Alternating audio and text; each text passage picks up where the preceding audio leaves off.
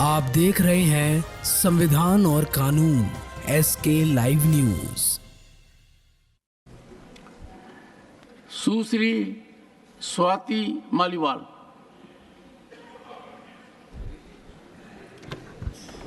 Thank you, Chairman Sir, for giving me an opportunity to speak on such an important issue.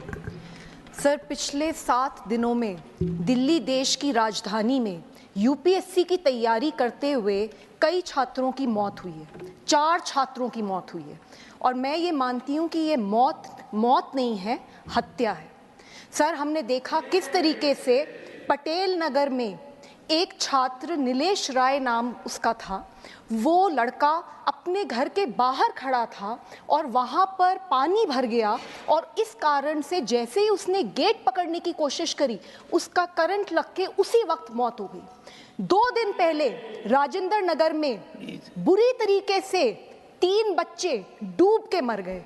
वो सिर्फ अपनी library में, अपने coaching centre की library के बेसमेंट में बैठे थे, पढ़ाई करने की कोशिश कर रहे थे, सामने पानी भरा और वो पानी उनके कमरे के अंदर आ गया, बेसमेंट में आ गया और 2 मिनट में तीनों के तीनों डूब के मर गए।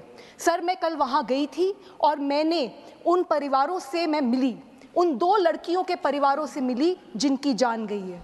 उनमें से एक लड़की सर श्रेया थी, 25 साल की थी, अंबेडकर नगर से सर यहाँ दिल्ली आई थी पढ़ने के लिए। उसके पिताजी किसान हैं, उन्होंने बहुत संघर्ष कर उसको दिल्ली भेजा था। उनका एक ही सपना था कि मेरी बेटी IAS अफसर बनेगी, मेरी बेटी इस देश का नाम रोशन करेगी। सर, हम देखते हैं कि किस तरीके से इस देश में ऐसी बहुत बेटियां हैं जिनको ये सहूलियत नहीं मिल पाती, जो अपने सपने नहीं पूरे कर पाती। ये किसान परिवार अपनी बेटी को इतनी दूर दिल्ली एक सपने के साथ भेजता है और वो सपना डूब गया। इसी तरीके से तान्या जो 21 साल की थी, नवीन भी जो केरला से था, तान्या सिकंदराबाद से थी। सर, दोनों के दोनों डूब गए। कौन जिम्मेदार है? सर, आज दिल्ली देश की राजधानी में पूरे देश से, अलग अलग कोनों से गरीब परिवारों से सर लोग आते हैं, बच्चे आते हैं यहाँ पर IAS ऑफिसर बनने का सपना देखकर।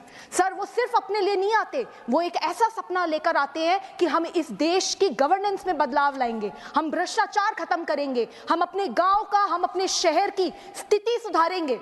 और सर, इन बच्चों के साथ ऐसा होता है, किसी की कोई जवाबदेही नहीं है। सर, हम ये देखते हैं, मैंने कल जाके देखा राजेंद्र नगर में हर दूसरे घर में इस तरीके का सेंटर खुला हुआ है, इलीगल सेंटर्स खुले हुए हैं। तो इन इलीगल सेंटर्स को कैसे खोला जा रहा है? आप देखिए, अगर कोई भी अपना दिल्ली में कोई घर बनाता है, अगर घर में थोड़ा सा भी कंस्ट्रक्शन ज्यादा हो जाता है, तुरंत MCD वाले आ जाते हैं, तुरंत वहां पे वो हल्ला करते हैं और इतना बड़ा इलीगल सेंटर पे सेंटर बने जा रहे हैं और किसी को पता ही नहीं चला।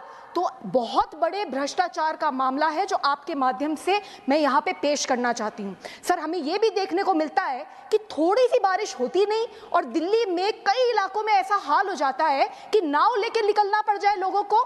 तो ड्रेनेज सिस्टम को कौन साफ करेगा? क्या दिल्ली सरकार और MCD की कोई जिम्मेदारी नहीं है? सर, मैं ये आपके माध्यम से सर मैं 3 डिमांड रखना चाहती हूँ। सर, सबसे पहले ये जो FIR हुई है, इस FIR में उन कोचिंग के सेंटर के जो लोग हैं उनको पकड़ लिया है पुलिस ने। सर, लेकिन ये जो अधिकारी हैं और चुने हुए रिप्रेजेंटेटिव्स हैं, उनकी जिम्मेदारी कौन सेट करेगा? सर, आप देखिए, वहां पे मुझे बताया गया, बच्चों ने मुझे बताया कि किस तरीके से उन्होंने कंप्लेंट्स लिखी थी, पार्षद को लिखी थी, MLA को लिखी थी और कोई एक्शन नहीं हुआ। तो जो FIR हुई है उसमें पूरी तरीके से जांच होनी चाहिए और ये जितने भी अधिकारी हैं इन सब के ऊपर सख्त से सख्त कार्रवाई होनी चाहिए। एक ऐसा मैसेज देना चाहिए कि आगे किसी की हिम्मत ना हो इस तरीके का लापरवाही या भ्रष्टाचार करने की। सर, दूसरी बात, सर, ऐसे मौकों पर कोई क्या ही मुआवजा देगा? एक परिवार जिसने अपनी बेटी खो दी, जिसने अपना बेटा खो दिया, सर, उसके लिए तो सब कुछ खत्म हो गया। मैं कुछ भी कह दूं, हम सब मिलके कुछ भी संवेदना प्रकट कर दें, हम उनका कोई भी खामियाजा नहीं कर सकते, हम उनकी संवेदना प्रकट ही नहीं कर सकते। सर, वो इतनी पीड़ा में है। लेकिन दिल्ली सरकार का फर्ज बनता है कि 1-1 करोड़ का कॉम्पनसेशन एक बच्चे को मिलना ही चाहिए। तीसरी बात, सर, हम ये देखते हैं इतने सालों से यूपीएससी की तैयारी करने के लिए दूर दूर जगहों से दिल्ली में बच्चे आते हैं, पर अभी तक दिल्ली सरकार ने इस तरीके के पीजीज को, इस तरीके के कोचिंग सेंटर्स को रेगुलेट करने के लिए कोई कानून नहीं बनाया। यूपीएससी की तैयारी करते हुए जो बच्चे हैं या बाकी एग्जाम्स की तैयारी करते हुए जो बच्चे हैं, उनके वेलफेयर के लिए कोई स्कीमें नहीं बनी है, कोई गाइडलाइंस नहीं है। ये सारी की सारी गाइडलाइंस होनी चाहिए। सर, अंत में इतना कहना चाहूंगी, मैंने देखा है सर, दिल्ली में देखा है मैंने बहुत बार कि एक 100 मीटर की सड़क बनती है और उसके ऊपर 4 नेता आ जाते हैं, हमने बनाई, और उसके बाद प्रचार पे प्रचार होता है, हमने 100 मीटर की सड़क बना दीजिए, बहुत बड़ी सड़क बना दीजिए। और इतना भी देखती हूँ कि जब वहां बोर्ड लगता है ना कि किसने सड़क बनाई, उस पर भी लड़ाई हो रही होती है कि नहीं यहाँ पे मेरा नाम लगेगा। और जब उसी सड़क के ऊपर पानी भर जाता है लापरवाही के कारण से, भ्रष्टाचार के कारण से, तो सारे गायब हो जाते हैं, कोई दिख नहीं रहा।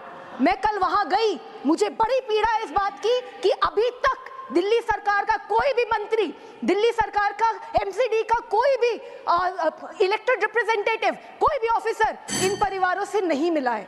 सर, आपसे यही रिक्वेस्ट है sir, please give justice sir.